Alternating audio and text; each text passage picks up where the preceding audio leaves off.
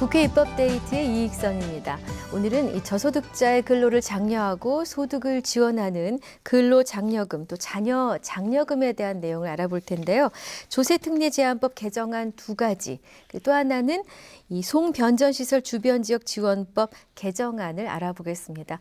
이 모두를 대표 발의하셨죠. 새정치민주연합 김관영 의원 모셨습니다. 의원님 어서 오십시오. 네, 안녕하세요. 예, 반갑습니다. 네.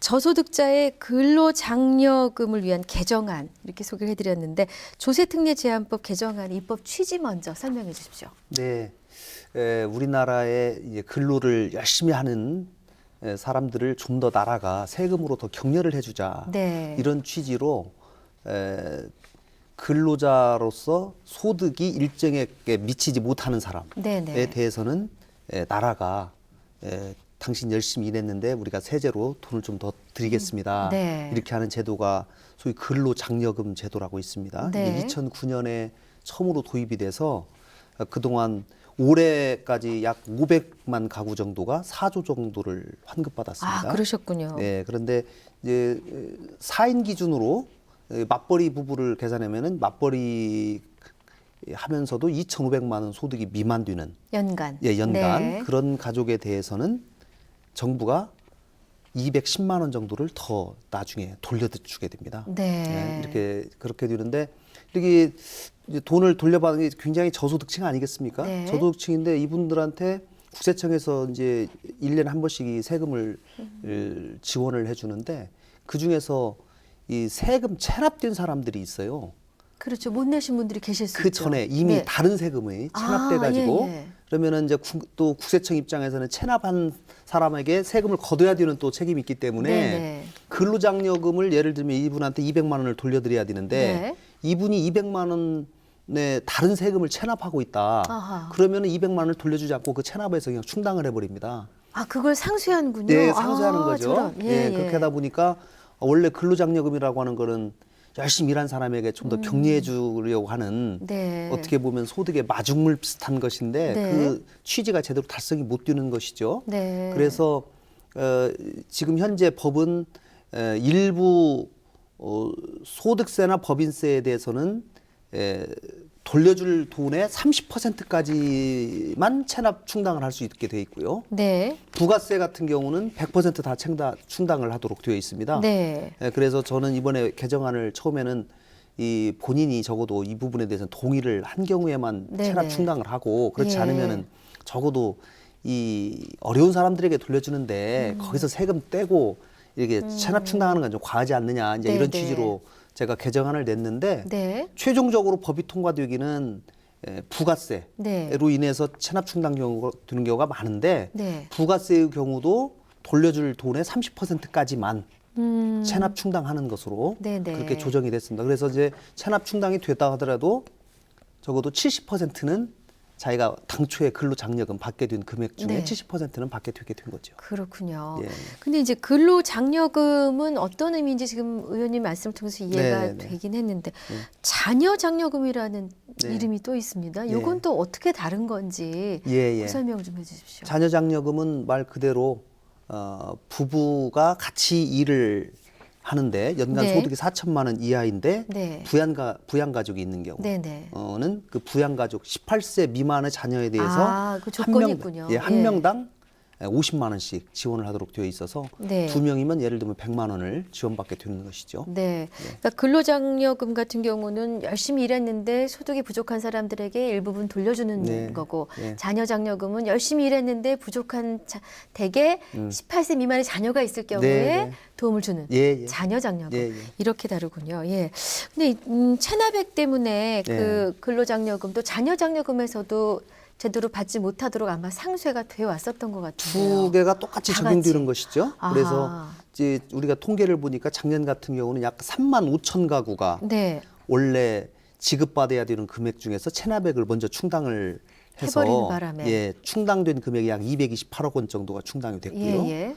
또 그 중에서도 약 19,000 가구 정도는 한 푼도 받지 못하고 아이고 저런. 전액이 다 세금으로 네. 과거에 연체된 세금으로 그냥 충당이 돼버린 거죠. 네네. 그래서 물론 이제 연체된 세금을 다른 사람들하고 형평 문제도 있고 나라는 또 그걸 거둬야 되는 문제가 있기 때문에 네. 그런 형평성 문제가 있기는 하지만 근로장려 세제나 자녀장려금의 당초 취지를 좀 더 살리는 것이 저소득층한테 굉장히 중요하겠다 싶어서 네. 30% 제한을 이제 모든 세금 항목에 다 두게 된 거죠. 네. 예. 그러니까 체납액이 있다 하더라도 예. 30% 정도는 못 낸 세금을 내고 예. 나머지는 내가 받을 수 있도록 그렇습니다. 하는 예. 굉장히 힘이 좀 나실 것 같은데요. 네, 좀 도움이 됐으면 좋겠습니다. 그러네요. 예. 그 이번에 제안하신 조세특례법 개정안의 그 핵심 내용은 바로 이 부분인 것이죠? 네, 그렇습니다. 이 국회 통과를 했을 때 어느 정도까지 기대를 하고 계십니까? 어떤 효과가 있을 것이고 어떤 예. 긍정적인 면이 있을 것이고. 이제 근로장려금이나 자녀장려금을 돌려받게 되는 그런 네. 저소득자들 입장에서는 네. 아 내가 대상이 돼서 이제 굉장히 돈을 좀 돌려받아서 가게에 조금이라도 도움이 되겠구나 네네. 이렇게 생각하고 있었는데 자기가 이제 받으려고 세무서에 했더니 가보니 당신 이미 다른 세금 못 냈으니까. 3년 전, 4년 전에 연체된 세금이 있으니 예. 이거는 우리가 여기 충당하겠습니다. 아. 그리고 그동안은 한 푼도 못 돌려받은 사람이 이 작년 같은 경우 약 175억 원이 15,000 가구에 이렇게 해당이 됐거든요. 네. 그래서 이분들에게 이제는 적어도 돌려받을 금액이 예를 들면 나라에서 장려해 줄 금액이 200만 원이다. 네. 그러면 60만 원은 과거에 연체된 세금 충당하고 하고. 나머지 200만 원이면은 140만 원. 140만 원은 이제 네. 돌려받고. 예. 사실 사람이 그렇지 않습니까? 네. 내가 받을 게 없다라고 생각하면 아예 기대도 안 하지만 네. 받을 게 있다네 하고 했는데 그게 네. 없어지면은 더 네. 실망이 클 것 예, 같거든요. 예, 네. 그럼 이제 일할 의욕도 좀 더 생기시고 할까요? 네, 조금 이 저소득층 어렵게 사시는 분들에게 근로를 장려해주기 위해서 이게 지원하는 거기 때문에 네. 좀 더 힘이 돼서 네. 그분들이 열심히 일할 수 있는 계기가 됐으면 좋겠습니다. 네, 좋은 결과가 있었으면 합니다. 네, 네. 자, 오늘도 다룰 내용이 하나 더 있죠. 근데 이제 그 조세특례 제한법 2015년 네. 정부가 제출한 세법 개정안과 관련된 내용인데요. 의원님께서 제안하신 조세특례 제한법 개정안의 입법 배경은 어떤 것인지요? 이 정부가 이 개인에게 땅을 수용을 해서 네. 공익 사업을 하기 위해서는 이제 땅을 매입을 해야 되지 않겠습니까? 네네. 그럴 경우에 이 공익 사업용으로 땅을 매입하는 과정이 굉장히 민원도 생기고 하다 보니까 이 시간이 굉장히 많이 지연되는 경우가 네. 많습니다. 그러면 어느 지역에 여기는 공익 사업을 하겠습니다라고 지정을 하면 그 사람은 그 땅을 어디 다른 데다 팔 수가 없거든요. 그렇죠. 그렇는데 나중에 이제 정부가 사들일 때 제대로 주변의 시가에 준해서 사들이면 참 좋은데. 그렇지 못하고 과거에는 이 시가와 공시지가의 차이가 상당히 있어서 그렇죠. 예, 실제로 시가만큼 보상을 받지 못하고 그렇죠. 정부에 그냥 수용당하면서 뺏긴다라는 그런 생각들을 사람들이 많이 했습니다. 그러나 네. 이제 이것이 차츰차츰 시가에 굉장히 가까이 왔죠. 네. 그러다 보니까 이제 공익 사업을 하기 위해서 땅을 수용당하는 사람에게 그분이 예를 들면 땅을 과거에 1억 주고 샀는데 네. 정부에 2억 주고 팔았다. 그러면 1억만큼 차익이 생기잖아요. 그렇죠. 그럼 차익이 생기면 거기에 대해서는 양도소득세를 내야 되는데 네. 그럼 당신은 공익사업을 하는데 나라의 일에 협조를 했기 때문에 양도소득세 내야 되는 것 중에 우리가 일부를 감면해 드리겠습니다. 네. 라고 하는 제도가 있습니다. 네, 근데 네. 감면하는 걸 유리라고 그러는데 네. 감면율을 통상 과거에는 20%를 해줬는데 그거를 이제 서서히 줄여왔어요. 네, 그래서 네. 올해도 이제 줄여줬는데 네. 지금 정부는 감면해주는 그 금액을 전체적으로 줄여나가는 추세입니다. 왜냐하면 네네. 시가에 이제 맞춰서 가기 때문에 가니까, 예. 이제 이렇게 방향은 그렇게 돼 있는데 이제 저는 이런 제가 몇 분한테 이제 얘기를 들었어요. 네. 정부가 여기에 이런 사업을 하겠습니다라고 그걸 사업 인정 고시라고 그러는데요. 네. 실제로 인정 고시가 된 날로부터 실제로 수용이 일어나는 날까지를 네. 그 기간을 보니까 뭐 3년 내지 5년 정도가 이렇게 아유, 상당히 그렇게나 오래 걸립니다. 길군요. 예, 상당히 네. 오래 걸리는데 그 오래 걸리는 동안에 어떤 사람은 또 먼저 수용이 되고 네. 어떤 사람은 수용이 안 되고 이렇게 네. 하면 과거의 감면율이 네. 20% 적용되다가 이번에 만약에 율이 바뀌어서 15%로 내려오면 네네. 과거에 1년 전에 수용당한 사람은 20% 감면율이 적용되고 네. 그 정부의 예산이 없어서 이 수용이 늦어진 사람은 네. 15% 감면율만 적용되면 그러네요. 자기에게 책임 없는 사유로 인해서 네. 낮아진 감면율을 적용받게 되는 그러네요. 억울함이 있잖아요. 그래서 제가 네. 그런 경우는 정부에서 공공기관의 오히려 책임으로 인해서 이 보통 국민이 피해를 당하면 안 되기 때문에 네, 네.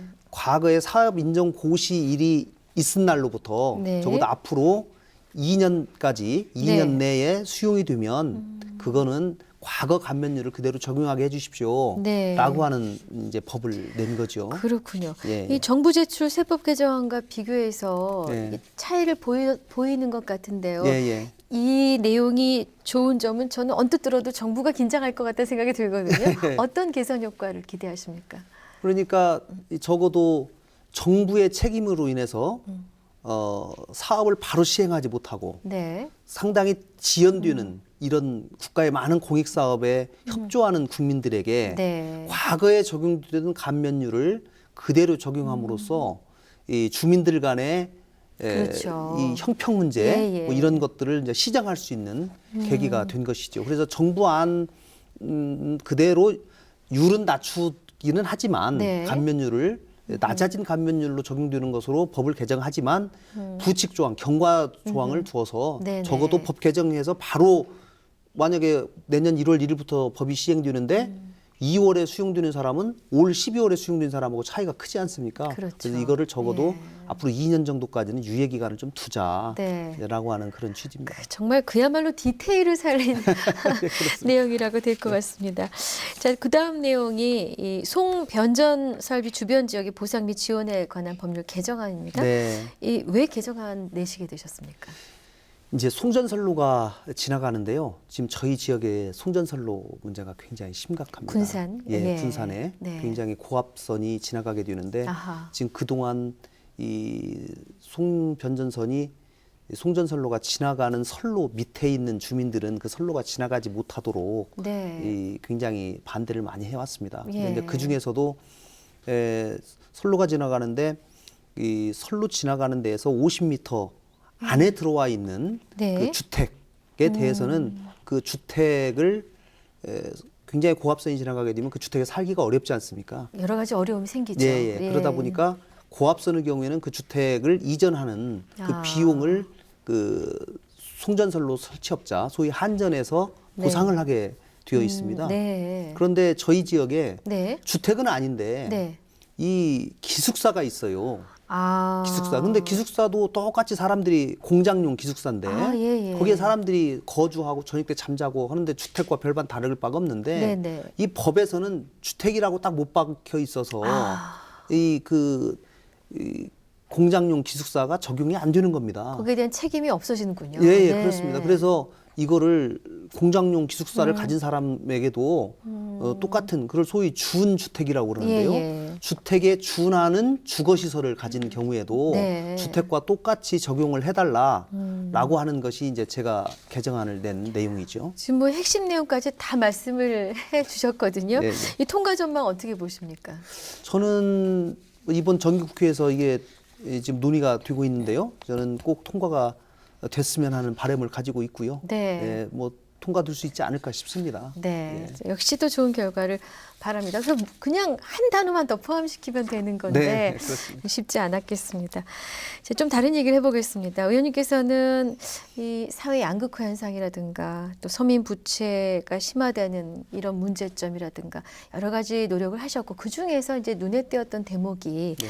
이 작년에 가업 상속 공제제도 네. 여기에 이제 반대 토론에 참여하셔서 정부안을 부결시키는 네. 그래서 또 이제 주목을 받으셨던 전력이 있으십니다. 네, 네. 올해도 관련해서 의미 있는 입법안을 내셨다고 들었거든요. 네. 그 내용을 좀 설명해 주십시오. 네, 이제 이 상속이나 증여가 과거에는 세대 간에 할아버지가 아버지에게, 아버지가 손자에게 이렇게 네. 순차적으로 상속이 이루어졌다면 지금은 할아버지들이 돈 있는 할아버지들이 자식한테 안 주고 바로 손자에게 네. 이거를 세대를 생략한 네. 증여다, 예. 상속이다 이제 이렇게 표현을 합니다. 네. 그럴 경우에는 상속이 두 번에 걸쳐서 일어나는 경우에 비해서 한 번을 바로 갈 경우에는 할증률이 붙는데요. 네네. 현재 우리나라 법제에는 할증률이 30%가 붙어 있습니다. 네. 근데 저희가 분석을 해보니까 단계를 거쳐서 이 증여를 하는 것에 비해서 네.